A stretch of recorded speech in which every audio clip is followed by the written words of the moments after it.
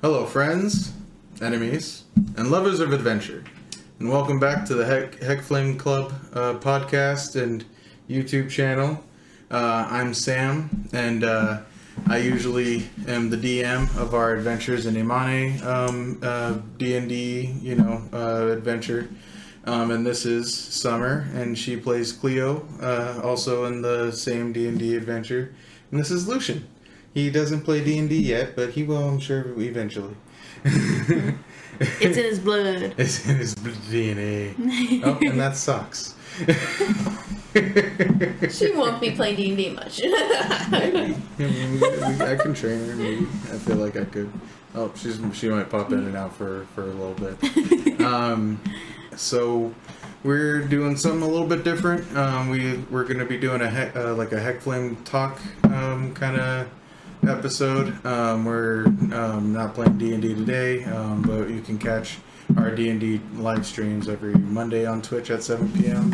Pacific Standard Time, and you can see them on the edited episodes on YouTube on Tuesdays. But we're gonna do like a little bit of like a AMA kind of thing. We're just gonna kind of sit here, just kind of ask each other questions. We're siblings. But maybe there's things about each other we don't quite know, and things weird questions we've never asked each other. Questions our friends have asked, questions my fiance has asked, stuff like that. So we'll just go ahead and get right into it. So our friend Santi asked us some really good questions over on Reddit, and go ahead and check that out, r/Heck Flame Club. Join our little community over there. It's a growing, budding little community where you can just come and hang out and talk about whatever you want, really. Talk about the podcast, talk about the YouTube channel, talk about whatever interests you. So Santi asked a really good question. Santi plays Lord Biswa, our barbarian human. You got a question, bud? You popped out your little pacifier. You got a question? He's like, I gotta speak. I gotta speak. Santi actually asked a really good question. He said, what movies can you rewatch anytime? That's a really good question for me, because I personally I'm not a huge fan of rewatching movies, to be honest. I'll if they're really good and I really like them, I'll rewatch it. But if it's a good movie, I remember certain scenes, pivotal scenes and stuff, almost so clearly that it almost becomes repetitive. I'm not for me, repetition and certain things, saying the same thing and the same fluctuation over and over again, it starts to become nails on a chalkboard, and it's a little grating. God, you're Yeah, exactly. Yeah. So whenever I rewatch movies and I remember the scenes almost scene for scene and shot for shot, it's just kind of annoying and almost the same kind of grating repetition. It's just all right. There's a handful of movies I can rewatch. Most of them are old school, kind of from my childhood. I could rewatch Blues Brothers. It's a classic. Meteor Man. Have you ever seen that one? No. Oh my god, it's incredible. It's so good. Basically, a meteor falls from the sky and into the hood and hits a guy. And he gets superpowers, and he helps. There's this gang in their hood, and he basically uses his powers to keep the gang, kick the gang basically out of the city, or out of their little neighborhood, and then the head of the gang, the gang leader, excuse me, the gang leader gets wind of that some superhero is trying to stop him, and so he basically he comes up with his own plan to fight against Meteor Man, and it's really good. It's a great movie. yeah, it's a you know, black cast. It's a, you know, color like the entire cast is like people of color, stuff like that. Oh, POC nice. cast. So it's great. It's a great like great movie. I wish they made like more. I think I don't know if they made more, but I really wish they would have. That would be a cool TV show. It would. I'd watch that. It would be cool. That I could rewatch like the original Star Wars trilogy. I rewatched it a few times. Let's see. Speed Racer. Yes. The live action Speed Racer. Yes. I've seen it twice and I've loved it both times. Yeah. Oh, come on. We've seen it way more than that. My memory is shit. Yeah, because there was before streaming was a thing. Our family we didn't really DVD. care much for DVDs. Yeah, we didn't care much for the cable kind of like scam, you know what I mean? We were just like, screw that. Yeah. And so we just went like, honestly, just straight DVDs for years and years. Yeah. And we watched like, you know, we got DVD box sets. Oh, Gesundheit. I think I remember because that same CD also has like Thunderbirds in it. That whole like I watched Thunderbirds like no freaking other. Sorry, when it comes to my turn, yes. That I can't rewatch ever. I can't watch that ever again. I can't do it anymore. There's some movies like even just watching one time, it's like nails on a chalkboard. Not for me. Thunderbirds was that movie. And that was annoying how much you wanted to watch. The movie. It's my favorite. Unfortunately, yes, you did love that movie. And oh my god, I can't even tell you why. I just love the shit out of it. I don't even know. I mean, it had its entertaining. Like I could see how it was entertaining for sure, but I just. And I was like 8. I was like young, so I didn't think it's like easily entertained. So over it, dude. I was like, no, please stop.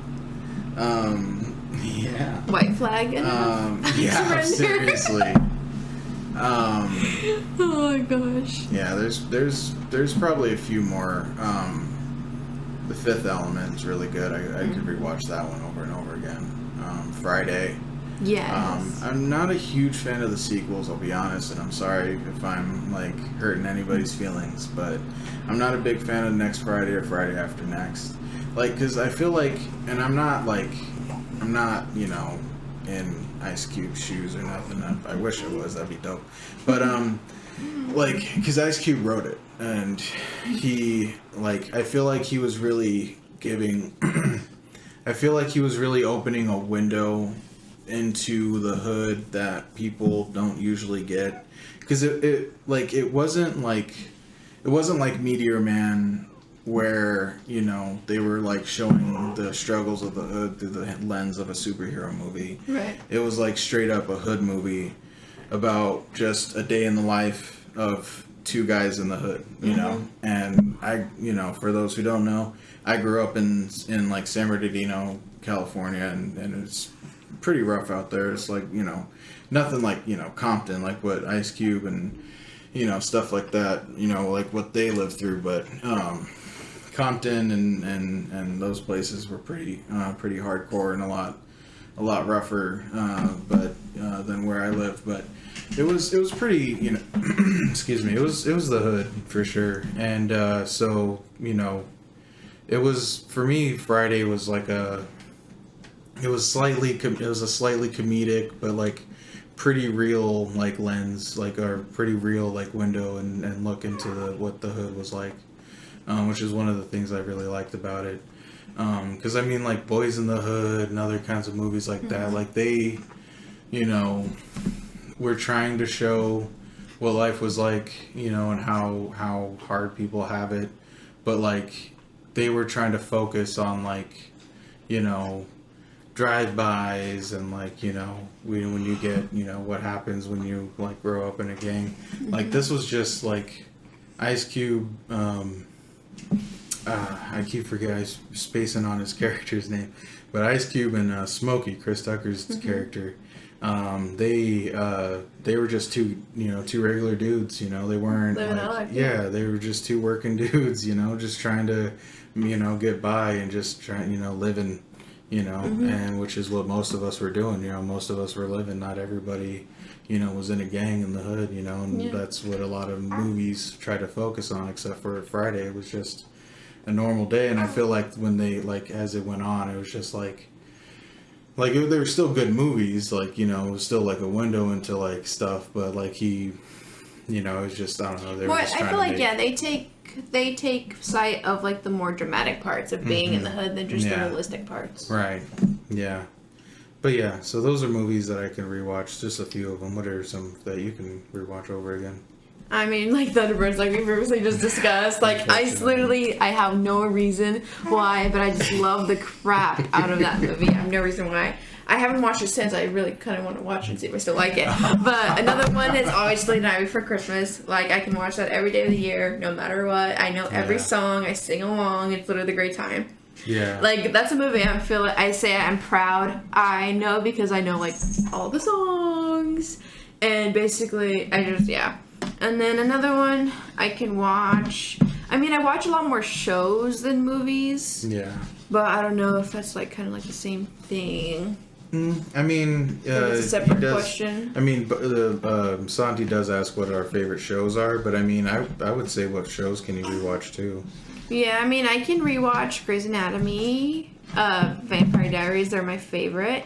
For as long as I can remember, I've had a fascination with vampires. I'm not sure why. Maybe it's just because the dark kind of gothic feel for it, and just the falling in love of someone who's human and vampire is I think kind of my favorite because from two different worlds type thing. Yeah. I don't know.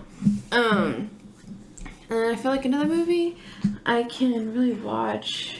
Yeah, I don't really rewatch movies often. I mean, I've rewatched Mulan, all of the Mulans. Oh yeah, Mulan's good. I can do those. I like those. I wasn't even thinking about Disney movies. Yeah, any type of movie Mulan's I can watch over and over again and still be excited to see it. Cars OG Cars.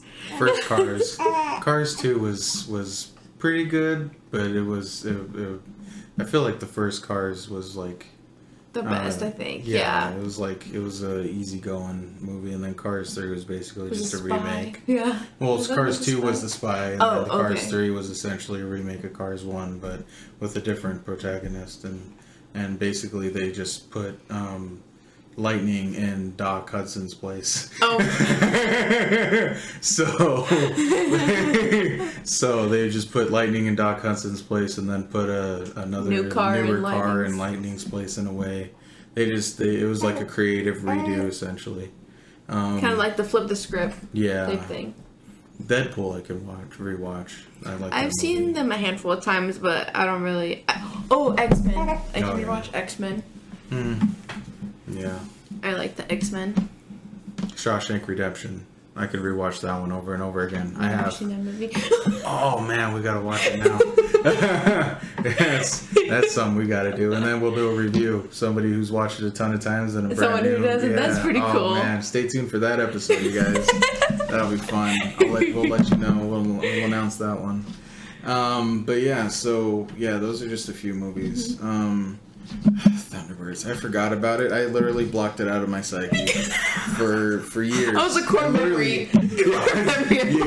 Yeah. It was for you. It was a yellow, happy memory. For me, it was blue. Blue. No, it was a purple one. Purple. Blue and red. It was blue and red. A little sad, a little angry. A little bit disgust. Green in there. Inside Out's really good. Inside Out is another one I could really watch again. Yeah, movies that make me make me sad, get me I can't I make it hard to rewatch. But yeah. And then what are your favorite TV shows? Most of my favorite TV shows, honestly, I'm a big fan of adult cartoons. You know what I mean? Mm-hmm. Like so, like American Dad is one of them that I really like. Family Guy. Family Guy. I like the first like maybe first 5 or 6 seasons. Once like they took Cleveland out for the Cleveland show, like the Cleveland show was great, but I feel like once they started like, I don't know, they just started. It was just a lot of like, I think I don't know. It just started to lose its thing a little bit. Oh, do you have a question, sir? Yes. Do you have a question? I'm gonna tell you. You have something? Do you have something to say? You have something to say? He's raising his hand and smiling. What do you want to say, bud? What do you want to say? Yeah? I like the Cleveland show. Yeah, me too, bud. Probably like Sonicus. Yeah, the Cleveland show's a good one. I like American Dad a lot. Bob's Burgers, really freaking funny. Really funny. I like anime a lot, so like Dragon Slayer or Demon Slayer, jeez Louise. Demon Slayer, Dragon Balls, you know, is great, classic. Bleach is dope. Psycho Pass is a great anime. Not for the faint of heart. It's a pretty intense one. 3 seasons. It's a good one. Mob Psycho 100 is really funny. The animation's a little different. Not like your usual anime animation. Yeah. They use a lot of like interesting color schemes and stuff. It's interesting. It's like it's almost like a watercolor-ish in a way. Ooh. It's pretty dope. It's a dope anime. It's just like I said, it's different animation. It's a different animation style than most. He's so cute. But like it took me a little bit to get used to the animation style, but it's really good. One Punch Man is hilarious. It's if you've never seen it, it's basically excuse me, it's basically a what do you call it? It's almost like a parody of the anime stereotypes. So like basically, so like every anime that you've seen, most people have seen, it's the hero's journey to getting to be the best, you know, right. The greatest that there ever is. Well, One Punch Man starts off at that point where he is the best that there ever. Oh, like wow. we skipped his whole training and he is the best, but he doesn't like. He's tired of it. It's exhausting. He's like, I'm tired of this. Because he wants a challenge. He Right. wants to feel something in battle again, and he hasn't for a long time. And it's so interesting. It's so good, and he like nobody really knows that he's the greatest hero that's ever like he's the greatest ever, like strongest and everything. Because he's just his, you know, he's just his facial, like everything about him is just he's just kind of like. Because he literally beats everybody in one single hit. Oh like he never takes more than one punch. That's right, he's One Punch Man. Mm-hmm. So he it's great. So he literally just wants a challenge. And there's this one episode where he has a dream that he has like the greatest like a challenge. He hits the Mole King or something like that, the Underground King or something, and it doesn't burst into, you know. He doesn't disintegrate in one hit, and he's like, what?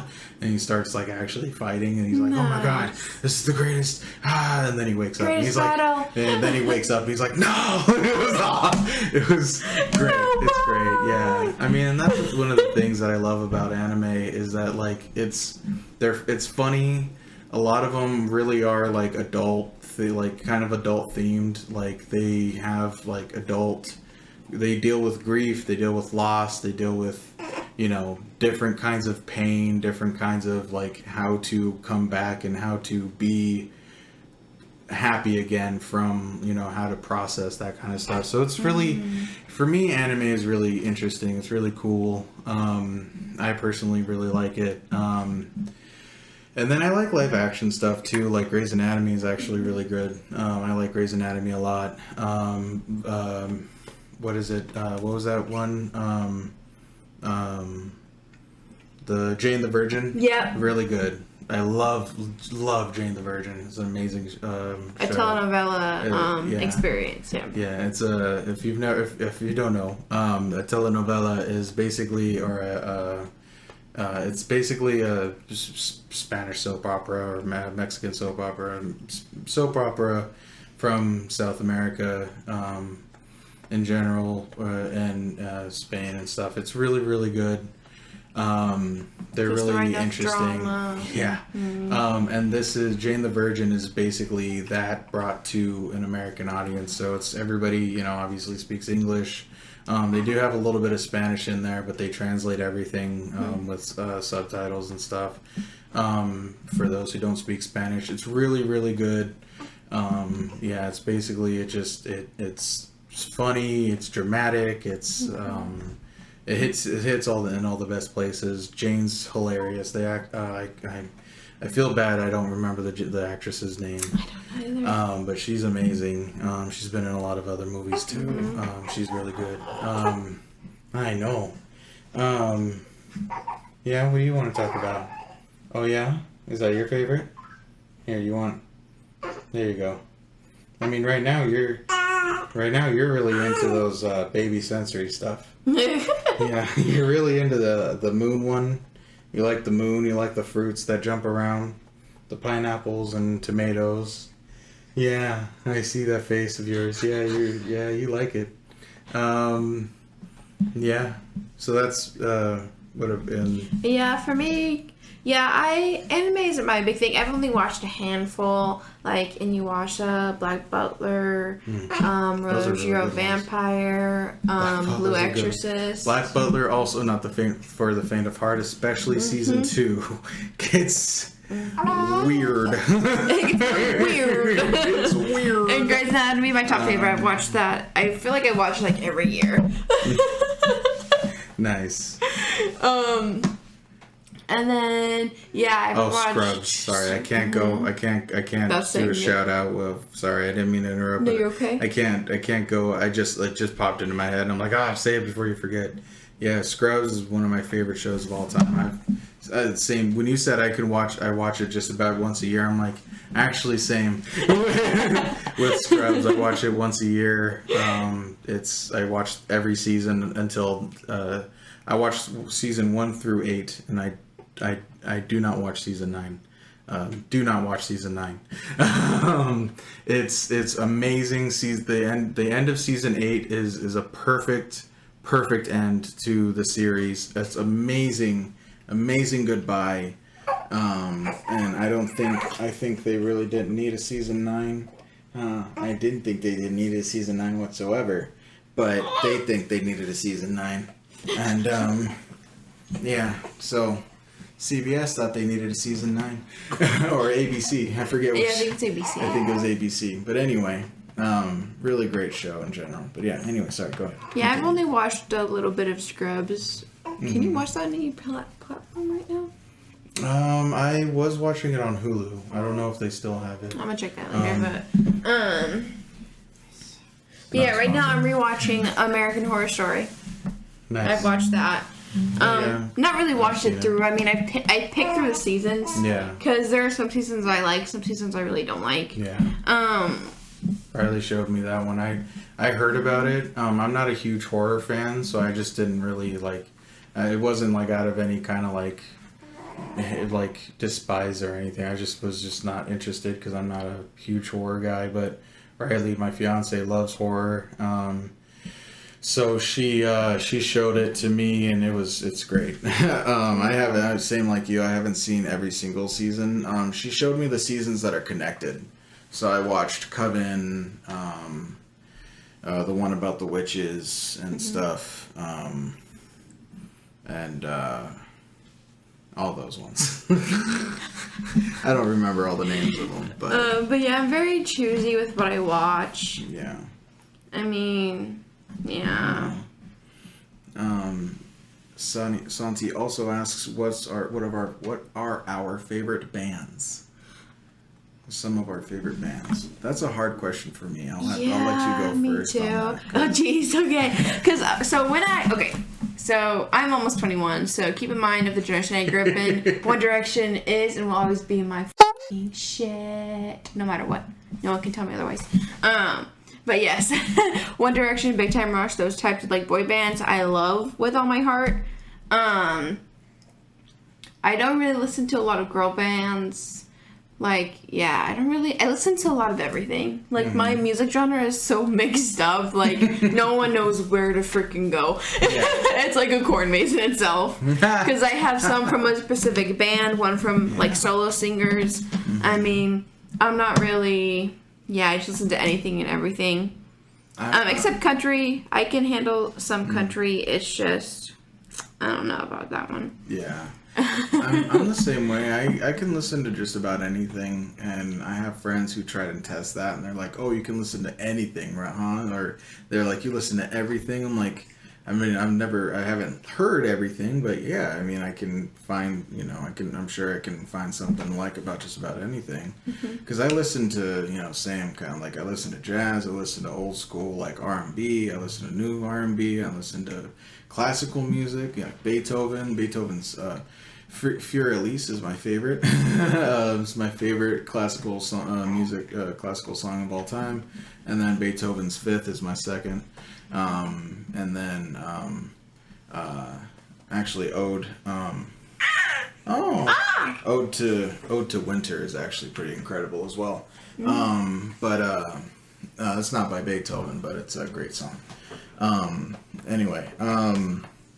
So yeah, classical music, rock, metal, like all kinds of different rock, like, classic rock, metal, yeah. And he really likes, like I said, the what do you call it, the baby sensory stuff. He actually likes classical music too. We have a little swing that plays, Fur Elise and all my favorites, and he digs it, man. He'll just lay there and he'll lay there and swing and stuff. But yeah, so, I like, I mean, in terms of like favorite bands, it's kind of a wide net as well for me. I really like Tokyo Hotel. Actually, not a sponsor, but I am really excited about the new album coming out in November. They have a nostalgia album coming out, and I'm honestly personally hoping that it's just like new songs in their old style, because they do more poppy songs now, which is not bad. Their new songs are good.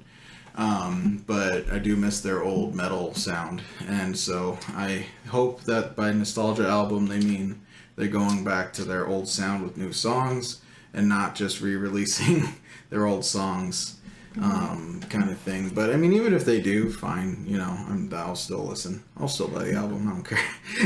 I started listening to some punk now because my fiance Ethan, he loves punk, and so every time we're in the car, it's always punk of some sort. So I've been starting to listen to it. Fall Out Boy, listen to like MCR, Misfits. My Chemical Romance, Excuse me, Misfits. Oh yeah, man. Classic Pink.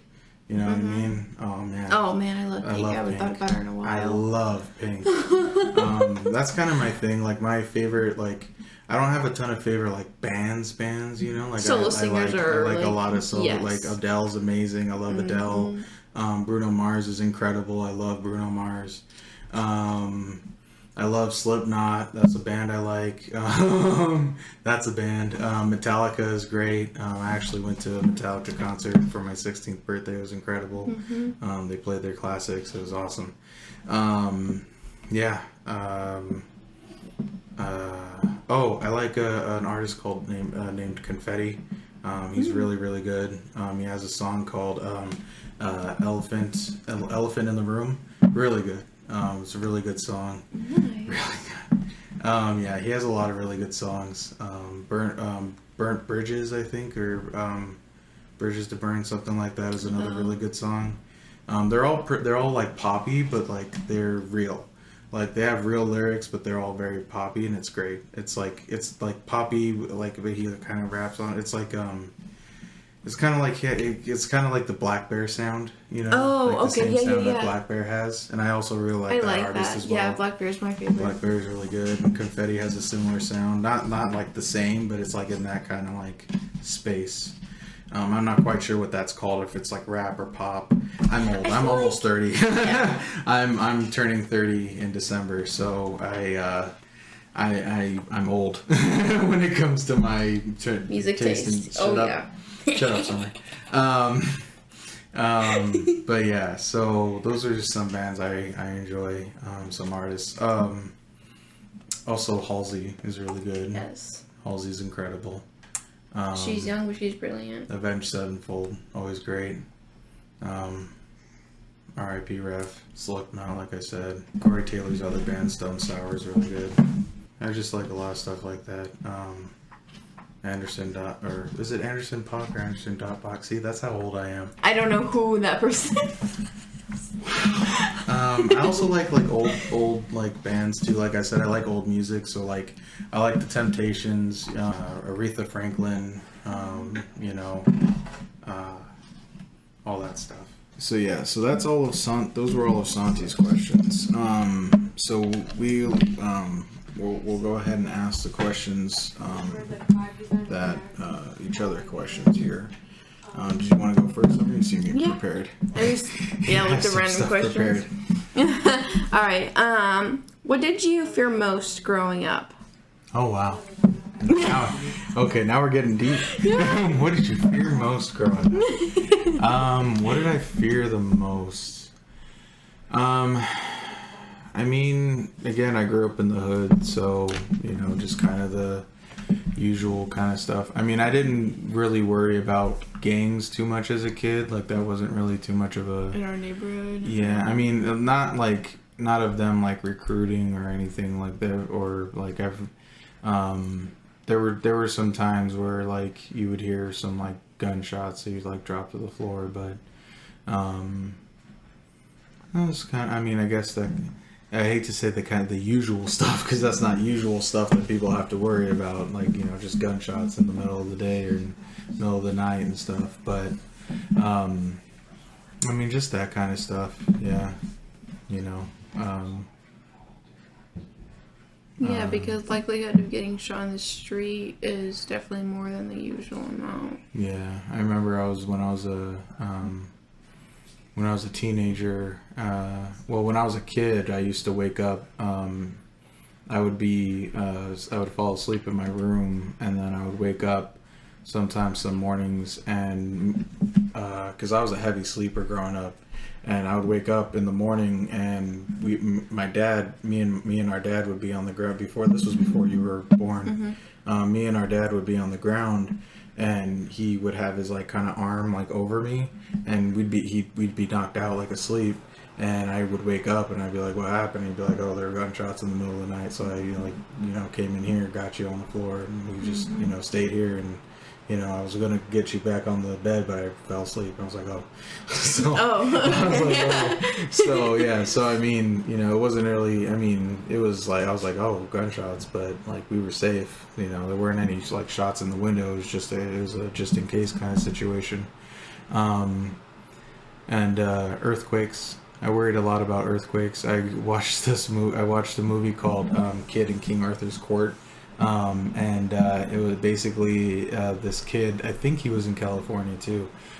This kid, basically an earthquake happens so strong that it literally breaks the ground. Like the ground comes apart, and this kid falls into it, and there's like a time rift in it, and he falls into King Arthur's time. Nice. Like the 1300s England or whatever, like in medieval England.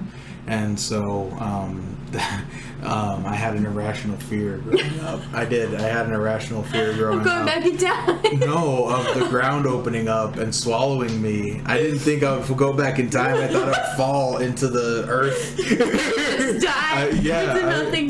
I had this irrational fear of the ground opening up in an earthquake. And we lived in California. There's earthquakes all the time. There was one earthquake I remember so vividly. This was way before you were born. I was like 6 or 7, and there's an earthquake so strong that like it was shaking the whole apartment. Like everything was shaking and falling off the counters and stuff. It was terrifying. I was like really scared. I was really young, and my dad was like, you know, come here. You know, we're getting under the living room or the table, the dining room table, and him and my mom were already under the table. He was like, Sam, come on, because I was freaking out and like looking around. I was like, where did my parents go?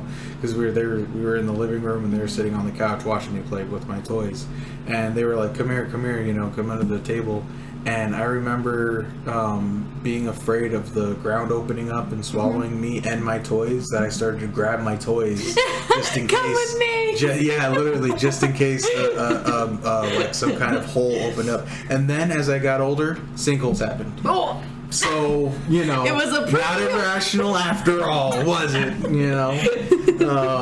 But yeah, so sinkholes started just popping up places. So, you know, not totally irrational, I guess. Yeah. But yeah, so I remember grabbing my toys and then Dad kind of being annoyed with me and being like, hey, he's like, you don't need your toys. I was like, but what if the ground opens up? He's like, the ground's not opening up. Get over here. I was like, I'm coming. Okay. He's like, drop the toys. I was like, okay.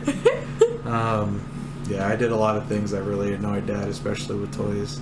Like there's this one toy I had. You were old enough to. I don't know. You probably weren't old enough to remember, but you were in your car seat at the time, you know. But I had this Superman toy that was Superman like in flight, like nice. His whole body was like that, and he had a like a cloth tape cape. You can move. Well, yeah, cloth tape. So sorry, cape. Cloth. Yes, thank you.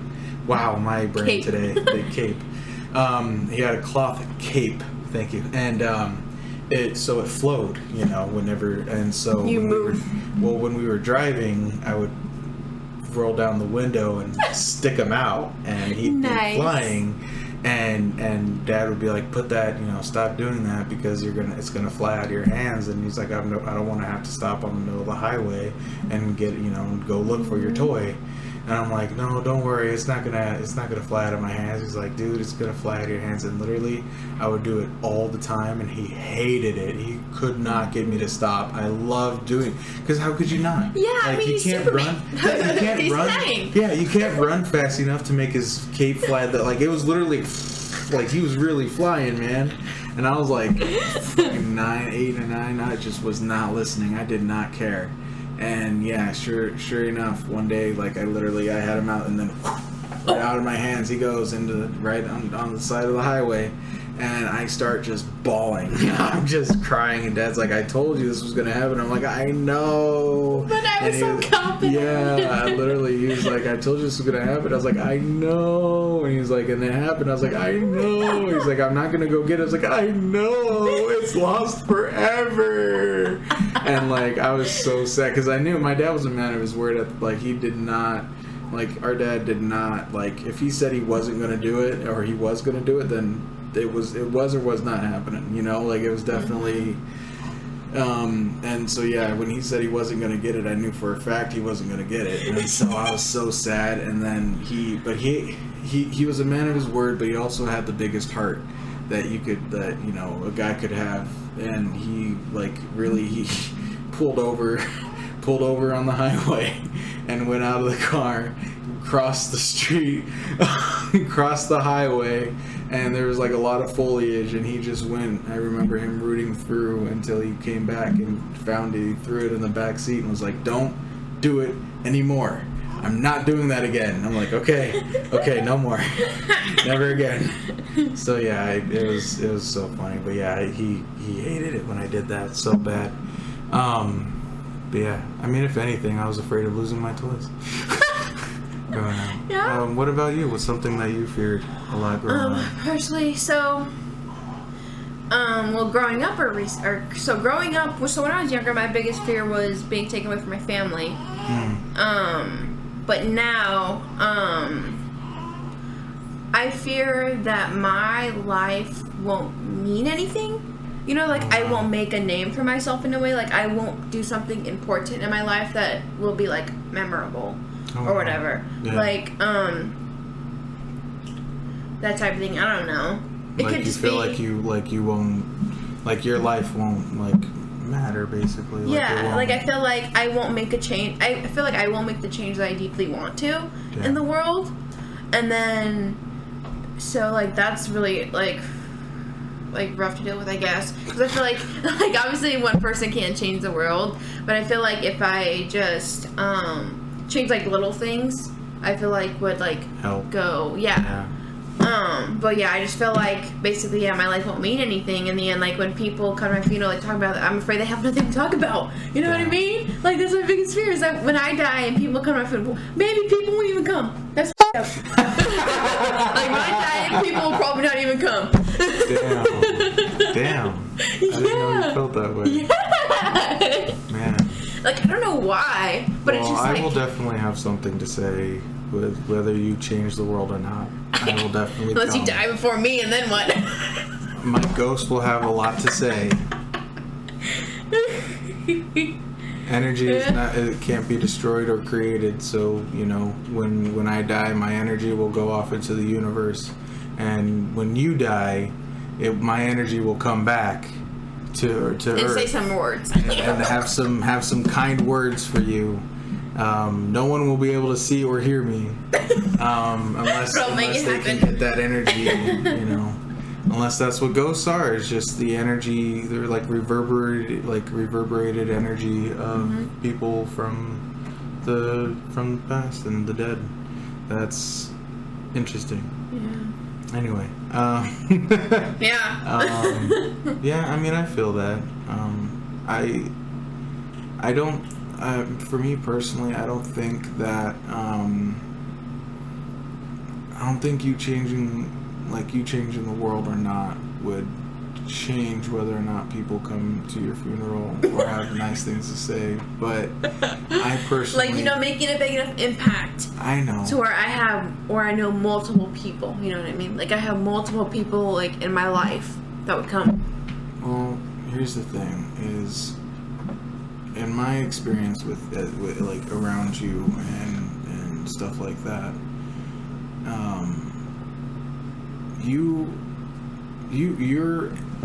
Your energy is contagious. Your vibe is contagious. You know what I mean? And exactly. You know what I mean? Like you're a lot like me, only a lot younger, so you have less of a filter, but you don't really care too much about what people think about you, what people, stuff like that. Like you care on a human level, but like you also do like silly stuff, like the silly things that you want to, like that whole thing you just did, or thinking that your mace of fear is pepper spray.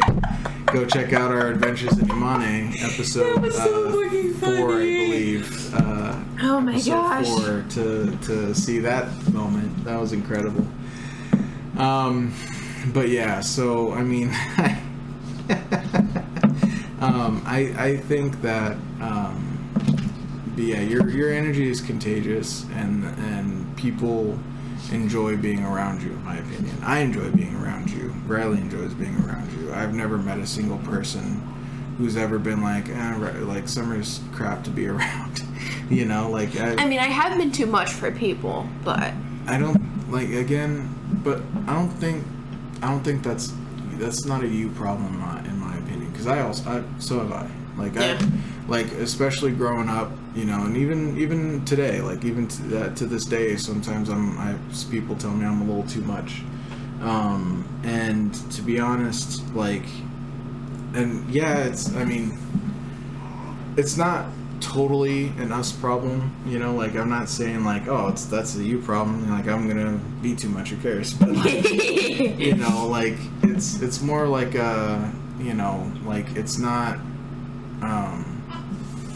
it's not totally a bad thing. I don't think that it's necessarily you being too much for people. I think it's just that people not being used to that freedom, what I mean, of societal expectations, because that's kind of how I am. I don't really care about, I care on a basic level, I guess, of societal expectations of go outside with clothes on, don't pee, in public. Don't crap on the lawn. You're a person, not a dog. Use the toilet. That's like I'm not gonna be an indecent, disgusting human.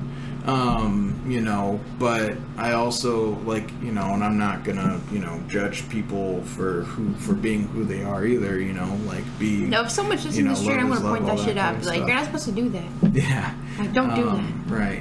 But, it's like we don't care about societal expectations in the way of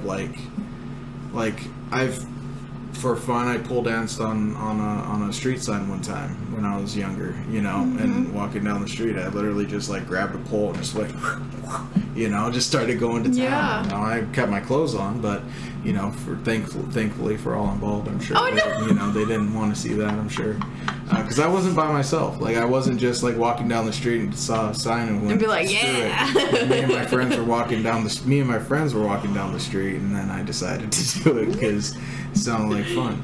My friend, one of my friends back in the day, we had a competition. We lifted our pant legs up to see who we could get to stop to give us a ride, and I went first. Absolutely no one stopped for me. She went next, and absolutely we got a ride home. Nice. So, and it was just for fun. We weren't really doing anything. It was just it's like one of those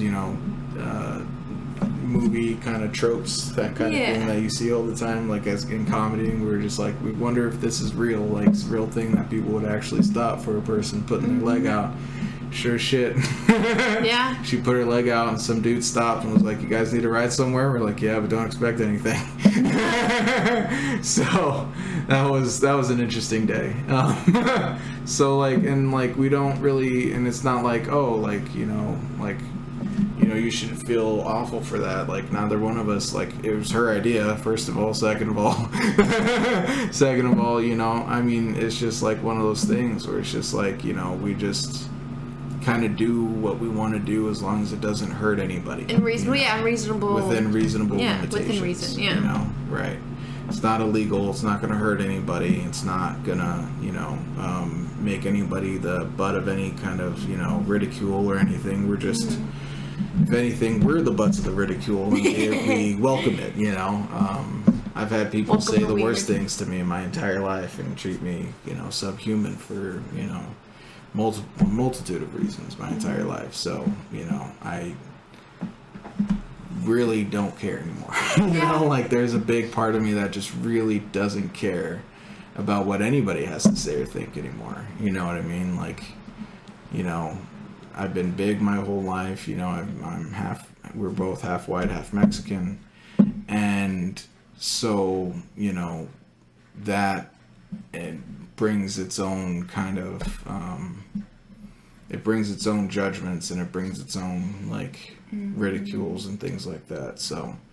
Oh my gosh, I've had people say the craziest shit to me, to be honest. One time, so I work with the elderly, right? So a couple years ago, on my first job, I literally was asked by a resident if I was her maid and if I was coming to clean her house. Jesus. And she spoke Spanish to me. She started speaking something Spanish to me, and then she's like, something Spanish and maid and come clean my apartment. I'm like, first of all, I don't speak Spanish. Second of all, No, I am a caregiver, not yours specifically. I've had people come up to me and try to speak Spanish to me. I'm like, I'm sorry. No habla español, man. Yeah, exactly. I did not grow up that way. Right. Because I was essentially raised by, our mom and Sam, basically, which is a bunch of white people raising me. And then, so I just... Honestly, yeah, because I didn't really... So, I lost my dad when I was, 6? Yeah, I and was then 15. Yeah, and then We're about my 9 mom, years apart. Oh, yeah, 8, little over 8 years apart, almost 9. And then my mom, I was without a dad until I was about 10, 11, and then my mom met my stepdad, and he's been my dad ever since. So I really only had a couple of consistent people, and he's white. He's very white. So, but yeah, because I have a really bad memory also, so I really don't remember anything that much from when our father was alive. I only have memories from when I was like 10 and onward, so I really have no recollection of, basically, no recollection of Hispanic cultures. Recollection of Hispanic cultures, basically. Right. So it's like all white from here. All white from here. Yeah, and I was kind of like the opposite. I had our dad until I was 15. And he taught me a lot about our culture, and I tried to teach you as much as I could, but you were also so young, you didn't really care that much. Mm-hmm. Like, you were not as interested as I was when I was younger, and so, like, I tried, like, I know a little bit of Spanish, I tried, but the sentence structure is really difficult for me, so, because my dad we didn't grow up like speaking Spanish in the house. So we spoke nothing but English in the house, and so he tried to teach me Spanish when I got older, and the sentence structure really, it got to me. So that's where I kind of struggle with it. So I know a lot of words, and I can understand, you know, what people are saying to me, but when it comes to like a back and forth conversation, you can speak Spanish to me, but you're gonna be getting Spanglish back. You know? But yeah, so he taught me quite a bit about, you know, our culture and, you know, Mexica history and stuff like that. Which, you know, for those who don't know, the Mexica are what, you know, the Aztecs called themselves. When the Spanish came, they gave us the name Azteca, but we called ourselves the Mexica. I actually have one myself. What was it like for you growing up with a sibling with such a different age gap, such an intense age gap? So it's just really funny. So growing up with a sibling who was like 8 years older, a lot of people don't expect you to be close with your sibling. Mm-hmm. But I feel like we're pretty close. Yeah. Only because hold on. Oh, kiddo. So basically, I feel like I'm a lot closer to my sibling, even though he's a lot older than me than most, is because he basically helped raise me.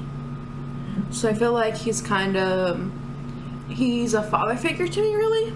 I feel like that's why we're so close. I mean, and I'm really close with our younger brother because it's kind of a similar situation to where I watched my brother a lot on my own very young. I took care of him. I would take him to do stuff so he can have some quality time with someone other than like himself. So I feel like that's why. That could just be me. Because when I tell people, it's funny. So I have a lot of friends who have older siblings and they're like, I hate my sibling. I'm like, how can you hate your fucking sibling, man? Like, what the hell? I was like, I can't relate. I fucking love my brothers. Like, I don't even know how. Like, I know siblings argue, but I feel like, I don't know. I feel like when it's like more of like a parental type of sibling, basically when you raise a sibling, you come close. Mm-hmm. I feel. Yeah. I don't know. Yeah, honestly, I feel the same way. You know, at first when you were younger, you were a little annoying. It was a little annoying having a sister so young, and not in like a terrible way. Honestly, it wasn't even that bad. Like, you were a pretty cool kid, to be honest. We were always pretty close. Like, honestly, kind of ever since you were born, I always helped out here and there, changed you every now and again. You know, help feed you, you know.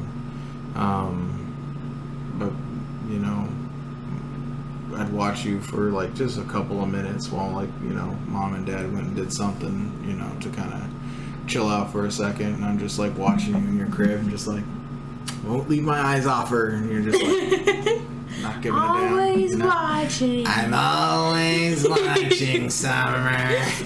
Always watching. But yeah, no, I mean, we were always pretty close. We would play a lot together, play games, play with toys, stuff like that. You didn't really you would think, oh, like, why would you, like, you know, the toys you would be playing with would be so much different, but like, honestly, G.I. Joes and like action figures and Barbies aren't massively different. No, they're they're the same thing. You know, just they're not really any different. So, you know, when like, you know, yeah, I was a, you know, 10-year-old playing with his, you know, 2-year-old sister's Barbies along with his sister and action figures.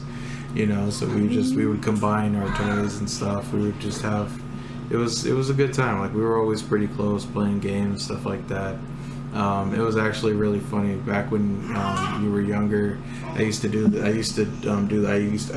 got your nose thing. Mm-hmm. But I would go like this and be like, oh, got your nose, and I would only show you like the fleshy Mm-hmm. part, you know, my thumb. And yeah, you would freak out. You'd be like, oh my god, my nose! And you totally bought it every time. It was hilarious. It was so funny. You're like, my nose, give me my nose! And you'd be trying to get your nose back. I'm like, nope, I got your nose. And and you're like, oh, my nose! Oh my god, it was so funny. Until one day, like, I was like, oh, got your nose. And you're like, my nose? Wait a second. And you're like, oh, my nose is right here. I'm like, no, it's right here in my hand. You're like, no, it's on my face. I feel it on my face. You freaked out over your nose all the time. It was so funny. All right, and Lucian's back from his union break. He's back from his union demanded break. I do wish sometimes I did have siblings closer to me so I could like go to school with them. Yeah. But at the end of the day, I just kind of, I don't know. That's what I'm used to. I kind of feel that. I was a little jealous of the whenever I would go, when I was in high school and stuff, and we'd have a teacher that'd be like, oh, you know, Bob, not real people obviously, but they're like, Bob Smith, you know, didn't I have, you know, your brother, you know, Andrew John Smith, you know, yeah, you know, Andrew Smith, you know, 2 years ago, yeah, he's my older brother, you know, or are you related to so and so Johnson? Yeah, that's my sister, you know, stuff like that. I was a little jealous of that, and they'd be like, well, I hope you're nothing like your sibling, or I hope you're like your sibling. Well, don't expect much out of me, you know, stuff like that. I was a little jealous in moments like that where I was like, oh, Summer will never, like, plus, like, because I went to school in California. You pretty much went to school out here in Oregon. Yep. And so, there's no reality in which, you know, my teachers are like, oh, or your teacher's like, oh, you know, are you related to Samuel Sanchez? You know, so I am a little, you know, jealous that other kids got to have that. But, you know, honestly, I don't regret, like, or I don't dislike having a sister, you know, having your age gap like it is. Yeah. You know, I mean, it is, you know, it would be cool to be able to, like, you know, go out sooner to the bars and stuff. And, like, but, you know, we'll have to wait a little bit for that. But, you know. Like 2 months. There you go, buddy. A month. Yeah. It's October now. Oh, shit. Nice. I'm getting old. He's like, go ahead, Auntie Summer. Ask you a question. Would your younger self be proud of where you are in life now? My younger self would be upset that I didn't figure out how to be a superhero. My younger self really was into superheroes. I feel like if at the moment, yes, because I'm actually trying for our dream. And by our dream, I mean me and little me, you know, younger me. Not, this is little me, but me and younger me wanted to be a writer. I actually remember the very first fictional story I ever wrote. It was actually for a homework assignment. And I read books a lot.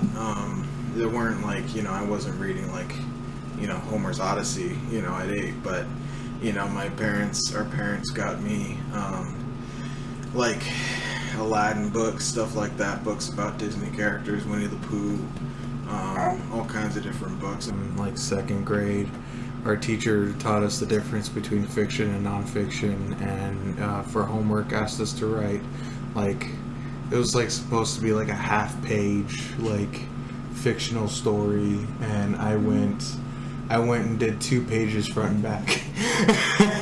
Overachiever. No, I was not an overachiever. I loved writing from the moment I put that pencil to the moment I put the pencil to the paper, and thought of my own. I mean, I say my own, but I was essentially I made up a Superman-esque superhero named Super Sam, obviously. And he was fighting the Blob, like the Blob creature from the old black and white. But it was like in this story, he was like maximized to like he was as tall as a skyscraper. And I remember putting that detail. I was like, he's as tall as a skyscraper. And yeah, it was awesome. Super Sam had the hardest time fighting him. He tried to like punch him, but he like his arm went through him, and he tried to like, I think I ended up having to like freeze him. Like Super Sam had to freeze him in place and stuff, and then broke him into pieces or something like that. Heck yeah. It was awesome. I loved that story so much. And our dad helped me with the spelling and grammar and stuff like that. Yeah, spelling my biggest challenge. Yeah. And like, cause when I remember this, like when I was writing it, I was like, and then Super Sam killed the monster, killed the Blob, and our dad's like, are you sure you don't want to use a different word, like instead of kill? I was like, You know what? That's fine. I think he suggested the word defeat.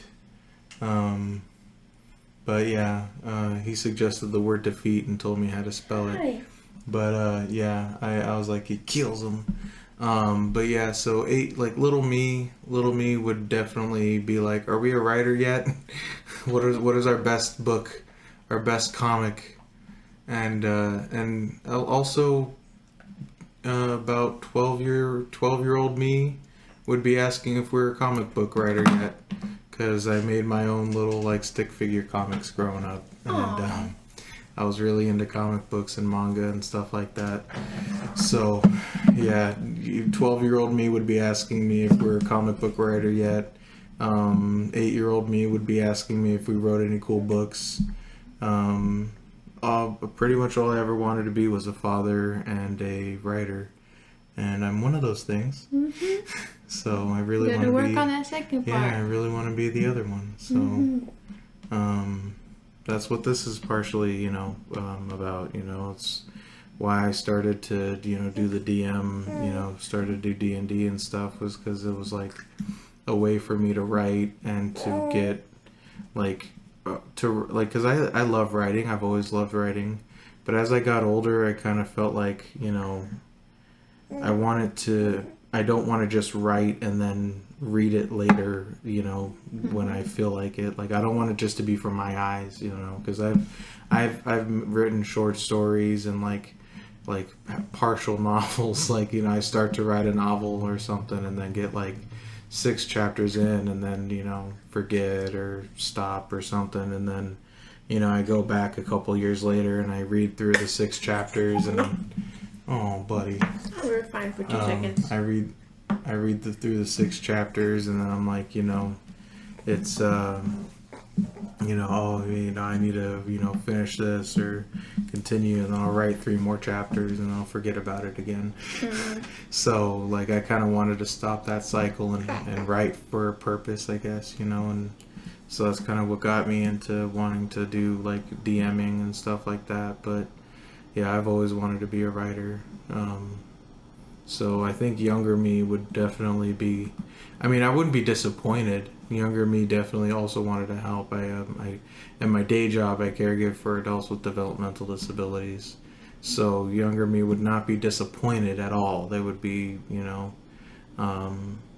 yeah, they would probably, I've always wanted to help people ever since I was younger, so, you know, definitely wouldn't, it's not a consolation prize by any means. It's a wonderful, fulfilling job, but, you know, in my dream, I've always wanted to just write everything, comics, novels, TV shows, movies.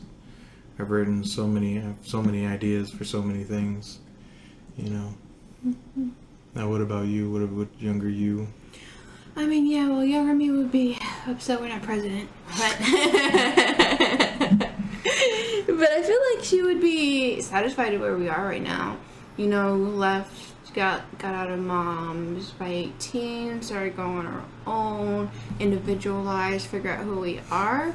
I feel like she would be quite interested, honestly. Nice. Yeah, younger me didn't think I'd be getting married yet, but yeah. Nice. Mm-hmm. Yeah, if you could have any dream job, what job would it be? Any job in the world? I mean, yeah, I'm going to be a cosmetologist, but it's not like my end goal. My end goal would be to own my own shop. Nice. My own small business. Nice. And then I want to retire, hopefully, by 63, and then get a bunch of land. So I guess you could say my end goal in life is to get a bunch of land and take in, basically be like a shelter for animals of all kinds. Nice. Not any animal specific, but all kinds of animals. Yeah. I want to be able to provide that service one day. Yeah, I mean, if I could have any job in the world, I don't know. Part of me feels like it would be cool because I had this idea when I was younger, to basically own a comic book shop. Ooh. And or sell comic books, manga, things like that. But also have like a local artist section and just have stuff from like local artists, like my comics, you know, people who, you know, aren't big name comic book makers and writers and illustrators and stuff, you know, and just have just a locals, you know, or you know, unknown section kind of thing, and just have where people can come up, you know, people can get there, people you know, they'll definitely you know, get their share and stuff like that, get, you know, royalties and whatnot, but you know, I feel like that would be super sick. I had that idea a long time ago when I was younger, when I was a teenager. I was like, it'd be dope to because I could still do what I want to do, I could still write, you know what I mean? If you could be any animal in the world, what would you be?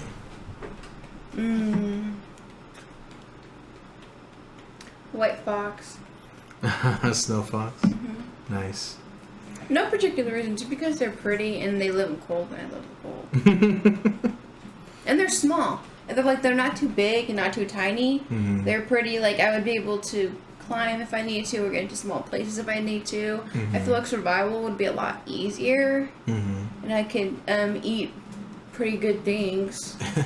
I mean, being small. Yeah. They eat rabbits and things like that, berries. Yeah. Yeah. Pretty Pretty being able to solid eat diet. berries, you can basically have food anywhere. Yeah. And I like the little snow caves. I want my own little snow dens. cave. Nice. I would be a wolf. Mm-hmm. Clearly. Automatically. I love wolves. Wolves forever. Wolves are incredible. There's no such thing, and before anybody starts getting in the comments, no, I would not be an alpha wolf. There's no such thing, okay? The zoologist or the biologist who went and observed wolves for the first time in the wild, what he thought he saw was a wolf bringing some food back to the pack, and that what he thought he saw was an alpha wolf eating food first, and then the beta, and then the rest of the pack eating. And he went back home, he went and observed this behavior. He went back home, wrote down that the alpha wolf eats first, blah, blah, blah, blah, blah. They look up to the alpha, blah, blah, blah, blah, blah. And then when he went back, and it was a huge success. It was super popular. Everyone was like, oh, yeah,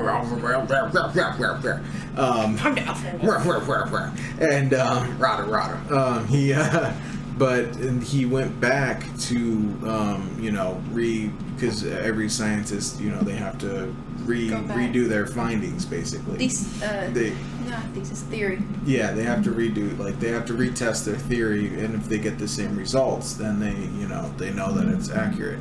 Well, he went back, and what he thought he was observing was an alpha, was actually 2 parents and some teenage wolves, basically. Oh. He thought he was watching 4 adult wolves, but he was actually watching 2 adults, 2 adults and 2 kids.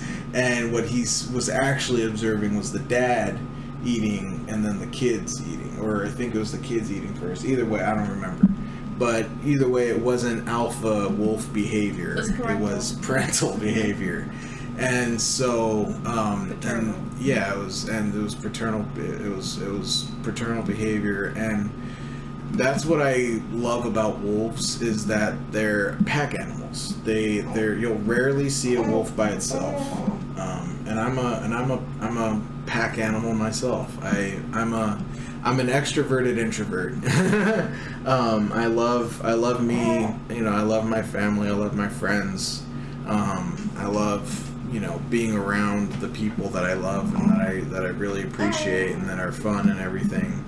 And sometimes I do just really enjoy just recharging my batteries by myself. Yeah, so I'm a bit introverted extrovert. So